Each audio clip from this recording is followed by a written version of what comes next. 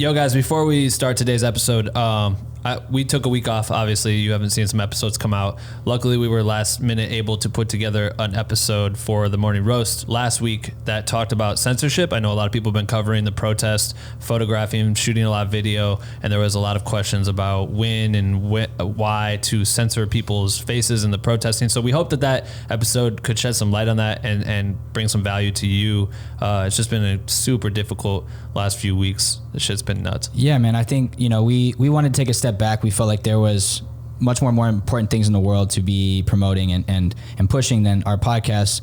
And just so you know, the episode you're about to hear is pre-recorded. We recorded it before, any of the crisis in the world went down, and we hope it provides you some type of escape or some type of outlet to learn something new and get inspired of how you can be creative from home.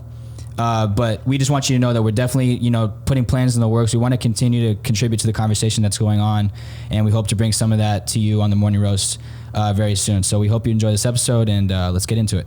And we are back with another Morning Roast edition of the Black with No Cream podcast, where every Wednesday morning we deep dive into creative topics with the goal of giving you a daily dose of motivation and inspiration. I'm your host, Ben Hegarty, aka Ben Real Verse World. This is my co-host, David Malave, and today's topic is making cinematic product videos from home featuring Austen Paul. I'm really pumped for this episode. Yeah, man. One thing that we noticed during quarantine was there's definitely been like basically two types of content that's been popping when people haven't been shooting, and that is product videos and behind the scenes content, whether it be like split screen, behind the scenes posts that people have been making, or just YouTube behind the scenes content of like shoots like product videos. And man, there's some really dope creators out there that are creating like commercial grade spots from their home with products that they're finding in their kitchen or their living room. And we wanted to bring in a creator who we think is doing this really well right now. Yeah, and one of them is Austen Paul. He's a Black with No Cream member. We saw him sharing some of his work in the Black with No Cream community, and then started to notice his YouTube channel. He had a channel that blew up. He got like 30,000 subscribers in less than a month. He was featured on Daniel Schiffer. Everyone knows Daniel Schiffer, so go to YouTube. He featured him on his channel, which helped his channel grow. And he's just been killing it. So we're stoked to talk to him, and we gave him a call and had him kind of share his information on all of this. Yeah, so you're going to hear us dive into like his entire creative process when he's creating these product videos, everything from how he's using tools and drills and TVs around his house to create something that you really could think you see on TV, and also how he's been able to leverage them into real brand relationships to the point now where he's getting hit up left and right to shoot commercial spots just from things that he's creating on his Instagram. So we're excited to get into this. We're going to get him on the phone soon. Yeah, but if this is your first time tuning into the podcast, you're probably wondering, what the fuck is Black with No Cream? Great question. Black with No Cream is the illest educational resource for content creators fueled by caffeine. Or at least I take my coffee black with no cream, but you can drink or not drink whatever caffeine you fuck with and still be a part of our community. We have thousands of members from all around the world working together by sharing content, asking for feedback, passing tips and tricks along to one another with the goal of pushing each other to become the best motherfucking content creators on earth. And you can join our private group if you want to by going to bwnc.com/join. We would love to fucking have you. Please join. And without further ado, I bring to you this Morning Roast episode in the second most epic podcast intro ever created, right motherfucking now!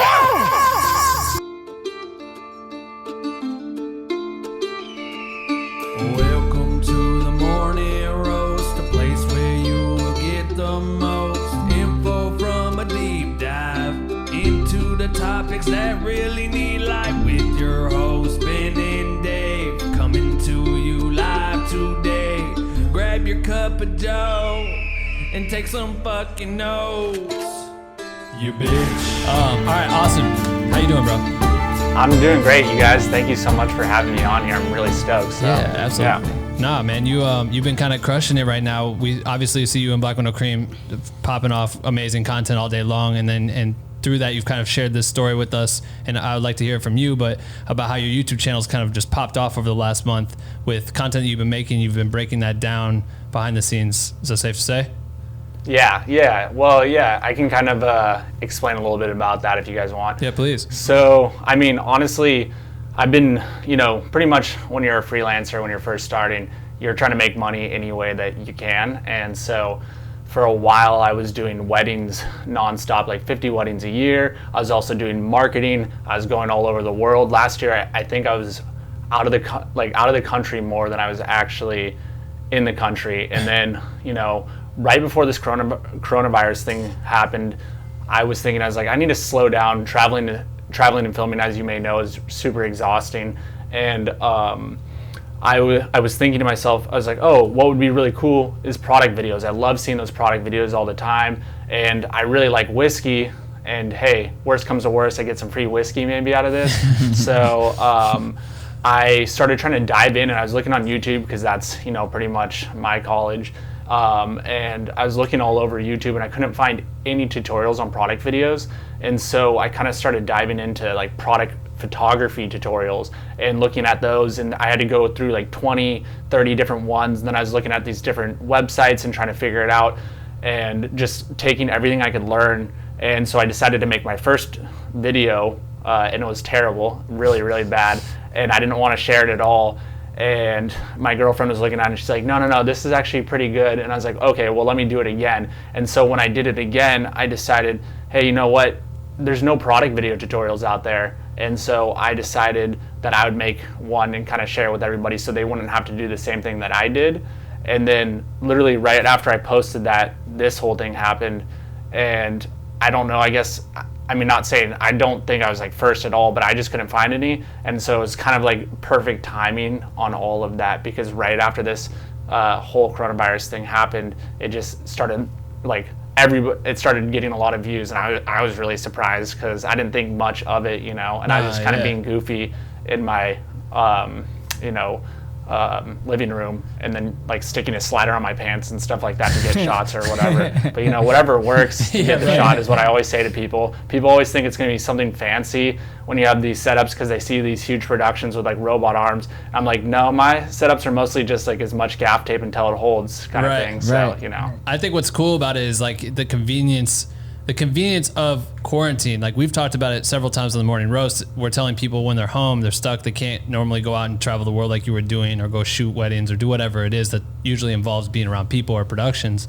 It's like, what else can we do while we are home? And we've been saying nonstop, it's like, think of product videos, think locally.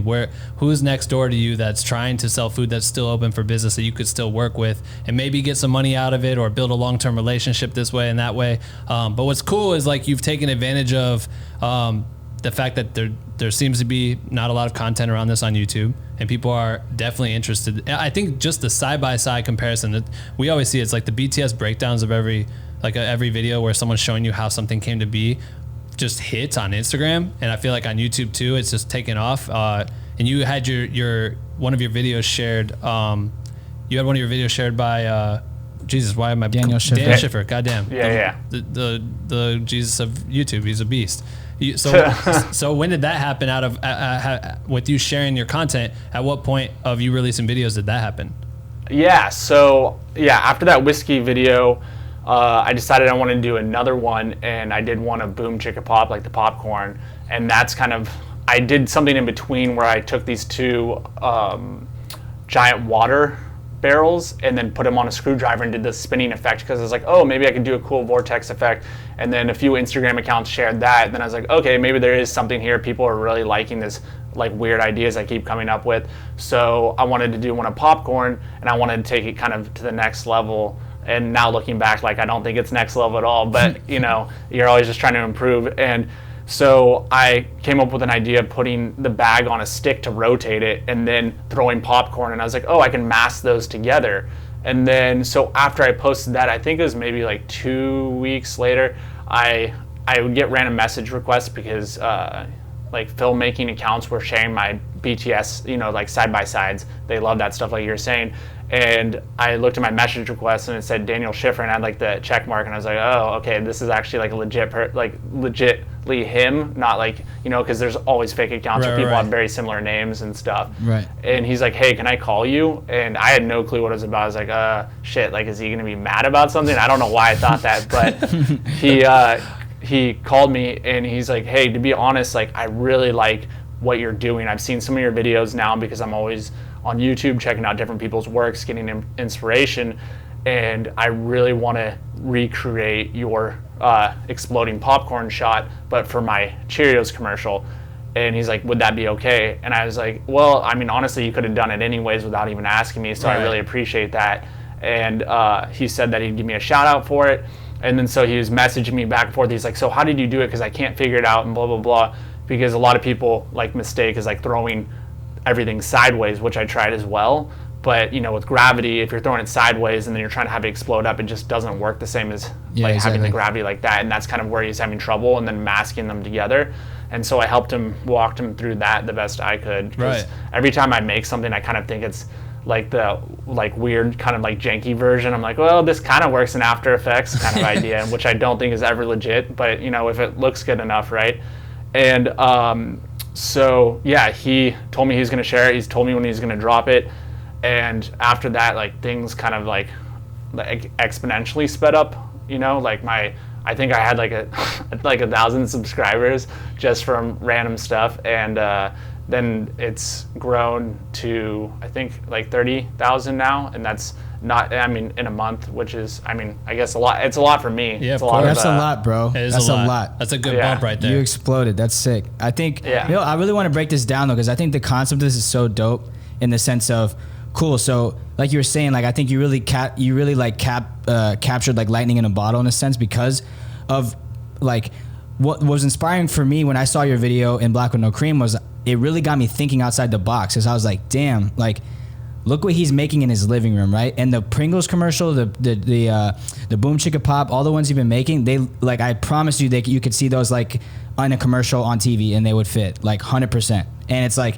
You think, and these commercials are being shot, big budgets, whatever, like you said, with robot arms, and you're in there just utilizing like a couple lights, sliders, and being really creative with different tools, right? And the coolest thing is that, you're taking a product that's anyone could buy at Walmart, and you're creating a commercial level product that can eventually even land you not only like a paid job, but just at least make an impression on these brands.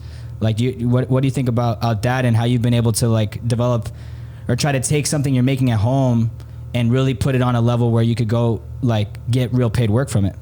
Yeah. No, that's always been ever since I've started, that's been my adage of pretty much what you have to do is you have to create. And when you don't have work, because I know there's a lot of people in Black with No Cream and full-time filmmaker that are freelance or just starting out, and they think that just sitting there is going to give them like the answer of, oh, somebody will knock on my door and give me the job. And that's never the case.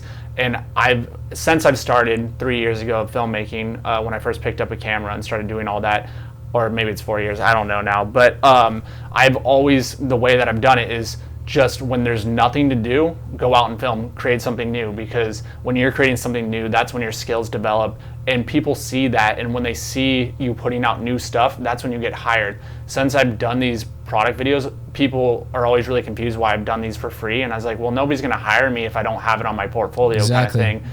And once I did those, I'm getting hit up left and right now for like commercial work or product work, and like my next month is gonna be so packed with different companies that I'm working for now, and like making money when I could have just been sitting here the whole time during quarantine and not making any money. Kind of thing. That's amazing, bro. I'd be curious to hear, obviously we can add some B-roll on top of this because it's cool to see it and hear from you, but when you're utilizing your living room as your production studio, what have been some of the tools that you've been using to make this? You talked about a slider, but also you're using like drills and custom plates that are turning, and trying to utilize like just spray bottles and simple things that I think a lot of people aren't going out of their way. Even the astronaut shot in your last video, how you were using green screen on the helmet to do the reflection, you're using TVs and mirrors. How are you going about coming up with creativity for these videos and like the tools that you need to accomplish those ideas that you come up with? Yeah. So people have been asking me how I keep coming up with these different ideas, and I don't really have an answer to that. My mind honestly runs like at 1,000 miles a minute, and I don't sleep much, so a lot of my ideas I think come like in the middle of the night, and I think everybody's minds kind of run a lot, but the trick is just like kind of listening to that instead of just letting those thoughts in the back of your head. I'm kind of listening to everything, and like my life is gone like since I started filmmaking, it just 100% obsessed with filmmaking, and that's what I do. That's what I'm thinking about. My girlfriend hates it probably because anytime she's talking to me, she knows that I'm zoning out, and then I'll respond with like filmmaking stuff. But that's kind of like where my mind is at all the time. So I'm always thinking of something or always trying to work it out like a puzzle piece. And then on top of that, like utilizing things, gaff tape is like my number one tool. And then sticks, just like sticks that you can buy like from Home Depot. I use that with super glue to kind of make like props, almost like puppets, to make a lot of my movements, like for the Pringles thing. We took us like a day and a half to glue those Pringles together. People ask me all the time, they're like, why did you not just do CGI? And I was like, one, I don't know how to do CGI or computer graphics, so that's why I don't do that. And two, I don't look at it as like, oh, that can be done in CGI. I look at things that are done in CGI. I'm like, can I do that in camera? And that's kind of where I get excited. I'm like, whoa, could I actually create that with like the tricks and tools that I have in here? Or I see like these production shoots with 30 people on them just for product videos, and I've always just thought that's kind of insane in my own personal, and nothing against that, because they do crazy good work, and I wish I could like one day be at that level, but I've always thought it's always overkill with how many people they have involved in things, and I'm like, I could probably do that in my living room, maybe like at a lower level, but I'm like, what if I could do that? That'd be so cool. You know, I want to be able to show people that you can do great quality work and you don't need to have this whole team. I mean, yes, the team is helpful for a lot of situations, but you don't need that to make your own personal good work, you know? And I think that's really why this stuff is so cool and is captivating people. And even with going back to Daniel Schiffer, like, his whole epic B-roll that he did with Peter McKinnon and the stuff he's doing on his channel, I feel like the reason why people love that so much is because when you tell someone like, look, I shot this video handheld only, right? You're almost eliminating all limitations from people, because they're like, because you might show them that product video. Before I saw your stuff or anyone else's stuff, I might have thought like, damn, a product video, like, they have like amazing lighting and the backdrops and the way that they're able to like move the camera or whatever. But then you see your video and you're like, you literally put a TV and you can use like something you create on a computer as the backdrop. A drill can act as to rotate the product in slow motion. You know what I mean? Like small attention to detail things. And I feel like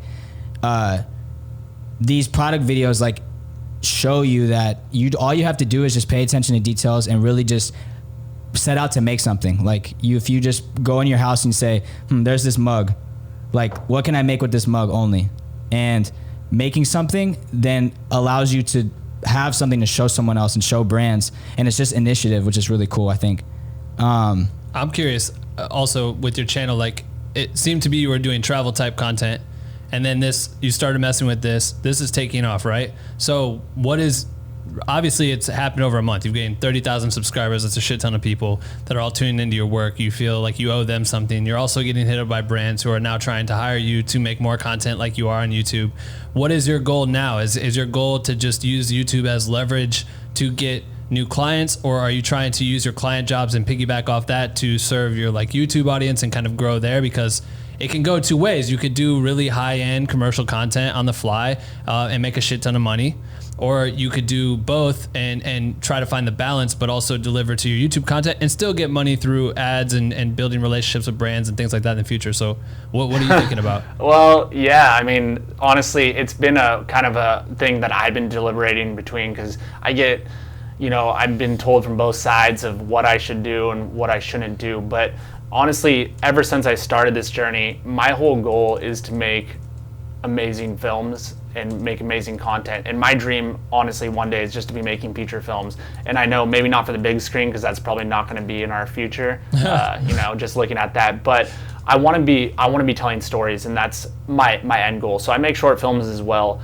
And I see this as a way of like, I'm not going to stop making commercial work. I'm not going to stop making product videos. I'm not going to stop working with clients, but I'm also not going to stop my YouTube. I want to kind of bring that all together and keep making a name for myself so I can get to where I want to go as well, while helping other people. And I think that's important, because I feel like a lot of these, not a lot of people, not the people we're talking about, sorry, but I feel like a lot of people, as they get more and more famous, people will see them as untouchable or untalkable, like you can't talk to them or reach out to them. And I try my best, like utmost best, to respond to everybody that I can. And when people hit me up and say, hey, I have a question, how do you do this? Or hey, can you help me with this? I try my best, I mean, it gets overwhelming at times, but when I first started, there wasn't really tutorials on YouTube for filmmaking as much. It was more just people showing their really sick work and not really showing you how it was done. And I would reach out not to like famous people, but people local in my community that were filmmakers, like that had production companies. And I said, hey, I'd love if I could just be like mentored by you. I don't know anything about filmmaking. I couldn't even tell you what ISO or aperture, any of that was. You know, I was just running around with the auto on the camera. And I'd see people would just read the messages and never reply. And so I promised myself that I would always try to, if I ever got good enough that people wanted my advice, that I'd give it to them or try to help out. Because when you're raising the bar, like you're not only making yourself better, but you're raising the whole bar for the whole community to be better. And that challenges you to be better as well, you know, kind of thing, back and forth. Well said. Yeah, definitely. And that's what we're here about too. And I feel like, you know, even just speaking on your tip, like, as no matter what you do, I think your YouTube channel can always grow with you, because everything that you do in your real life, you can always, you know, turn it around and create behind the scenes content for it and continue to be that person that's providing that content the same way we try to. Well, I'd love to ask you, like, you know, I think like we have been talking about, like, you know, you can wait for Pringles to pay you. Like you can reach out to Pringles and be like, hey, I want to make you a product video, and wait for them to pay you to do it, or you can just do it and show them, right? Like we've been talking about. So I'm wondering, do you have any advice, or what's been your experience in either reaching out to a brand? Let's say you grab the Chicka Pop, you never even talk to them, you make that video. What's been your process of like sending that to them, or what's been your process of reaching out to a brand and letting them know that you're able to create something for them, or that you have created something for them? So Pringles never has responded to me. Right. Boom Chicka Pop has never responded to me. The whiskey company has never responded to me. But the funny thing with that, like I've reached out to all of them because I'm like, hey, you know, just for fun, like here's free content for you guys, and exactly. It's not terrible. Right. Like, you know, you don't have to use it, but hey, or at least say, oh, that's cool, you know, if you want to. Right. But yeah, never responded on any of those. But I mean, was never the goal to like, hey, to get them to notice it, because a lot of these huge companies, you know, they have these whole marketing teams, like they're out of reach kind of thing at this point. But until we open their eyes, you know, with what we can do at almost the same quality as these huge productions, but like other companies see it, and that's who they reach out to me. If your content is good enough and you start getting kind of movement there, you know, these other companies, and if you're not like getting a lot of views and eyes on stuff, which I've been doing for like the last 3 years until now, what I would do is I'd make really cool stuff, and then I'd send it to smaller companies, more companies that are more attainable in my reach and wheelhouse of, you know, skill level. Of course. And they would see that, you know, I'd create something and then I would share it to a company that's very similar, but like on a smaller scale. Right. And that's kind of where the success has been for what I do. And that's what I've been doing since day one, honestly, even with marketing videos when I first started. That's all I would do is I'd create something and be like, hey, check out what I created. I can do something for you guys like this. You know? That's a great attitude, and that's the definition of spec work, and how spec work can go a long ways, even if no one ever returns a message to you or whatever. Like, let those people do their thing, because these other brands are going to pick you up and take advantage of your skill set, and that will grow, and that's the best part of all this. To close this out, I feel like it'd be cool to hear from you on how, when you do communicate to these brands that are starting to reach out to you now, or that you're touching base with, your ideas are wild, right? It's kind of hard to pitch your idea of, I'm gonna get some mirrors, make a pyramid, grab a big TV, make some wild, like that's really hard to put into a deck. What has been your process for pitching brands and expressing your ideas? Or are you more so right now just saying, just send me your thing and trust me, I'll make something cool? Unfortunately, with most like bigger brands that have been reaching out to me, they have a very specific idea that they want, or they've seen one of my videos and like, we want something like that. And I try, when somebody's paying me, I try not to take as crazy of risks, because usually when a company's paying you, they don't want to be surprised as much. You know, they want to know exactly what they're getting most of the time. And so I use these free videos and these ideas that I have to kind of experiment, and then to allow like companies to see that, and then kind of almost pick and choose from what I'm creating, instead of kind of taking a risk, because I don't want to take that risk on a company too, because I had no idea. I literally woke up the morning of that beer shoot and said, I have an idea for this. Let's go buy 3 giant mirrors and see if we can make this thing happen. And I had no idea if it was going to work. And I mean, 6 hours into it, I still had no idea until we got our first shot. And even after getting my first shot, I had to step away from it for a whole night, because I was like, this is just a gimmick kind of thing. It's not going to, you know, it's not highlighting the product. But then I was able to rework it and rethink about it. But yeah, I wouldn't want to risk that with a client, you know, especially that's paying you good money to be like, oh, this idea did not work out at all, kind of thing. I think that's a testament too. That's a testament too, because I just mentioned this, like creating for yourself, right? Like the limit, like the weight off your shoulders when you're just creating something just for the sake of it. It's like you can make exactly what you want to make, right? No one's giving you notes, which means you can do exactly like the creative you're thinking of. You can push the limits. You can take your time. You can shoot it 100 times if you wanted to. You could take 5 weeks to shoot it if you wanted to. Mm-hmm. And there's something freeing about that. And then it's just having like the wherewithal and like the business mindset to understand that like even if someone isn't paying you for it, like you can flip that and you can take that and that can become an asset for you that's going to land you something in the future.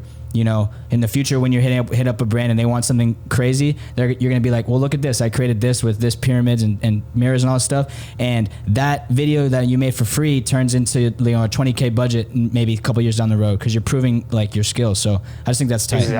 Exactly. And also what people seem to forget too is when you're doing stuff for yourself, instead of just waiting for clients, you are growing your skills. I can't tell you how much my skills have improved since the first product video that I've released until now, and knowing things. And when you're working for yourself, there isn't that pressure like you said, and you can play around with the lights, you can take your time, be like, oh, that doesn't look right. Maybe if I kind of adjust it like this. But say if you're in a production house and you're doing a product shoot and you have a day to do it because they're renting the space or whatever, like you're not going to be like, oh, let me just play around with this a little bit. Yeah, like you're on a tight schedule. You have to make sure that you execute it and you want to be there. And it's almost like kind of scrimmaging and practicing before the big game. Like you test and practice, you know, you're not going to go into a game never playing that sport before, you know, like the big game. So that's kind of how I think of it too. You know, I'm always just practicing and experimenting. It's problem solving because you're going to run into problems. And then when you are on set and you're on for pressure, you're like, oh, I know how to fix, like I've ran into this before. Let me change the lighting like this. You know what I mean? It's the same thing. Yo, man, you're a beast, bro. We're stoked. Another Black with No Cream members popping off. Nah, man, for real. Congrats. I think it's going to be cool to watch your channel grow. We're glad that you're part of Black with No Cream and down to share stories like this. Where can people find you? Yeah, sorry, bro. Where can people find you? Like, let people know so they can watch your tutorials. Yeah. So on YouTube, it's Austen Paul. It's Austen, not with an I. Everybody seems to always type that in because I know that's how it's spelled. But my parents wanted to make me special. And then same thing for Instagram. It's just Austen Paul. So with an under dash. We'll put links in the description, obviously. But yeah, man, we appreciate it. We know you got another shoot you're gonna put together tonight. So good luck with that, bro. Thank you guys. Thank you so much for having me. And I love Black with No Cream. So thanks, bro. Man. All right, later, player. Peace. That's it for episode 190. Jesus, we're fucking cruising on episodes. We're almost at 200, boy. Big shout out to Austen for coming on the show. Make sure to subscribe to Black with No Cream podcast on whatever podcast platform you are listening to right now. That'd be awesome. If you support the podcast and you want to connect with us to have like updates on future episodes, but also to find out ways that you can get involved with the growth of Black with No Cream, you should shoot us a text message.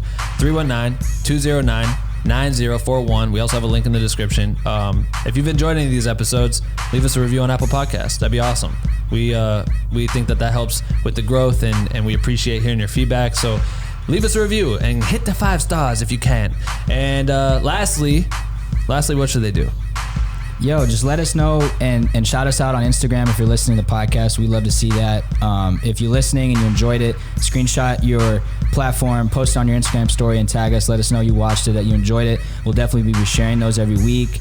And make sure to tag us on Black with No Cream so we can shout you out. Yeah, we love that support. That's it. That's our laundry list of things we need you to do to help our podcast continue to grow. All right, that's it for today. Enjoy the work week. Keep creating. We'll see you in a few days, you bitch.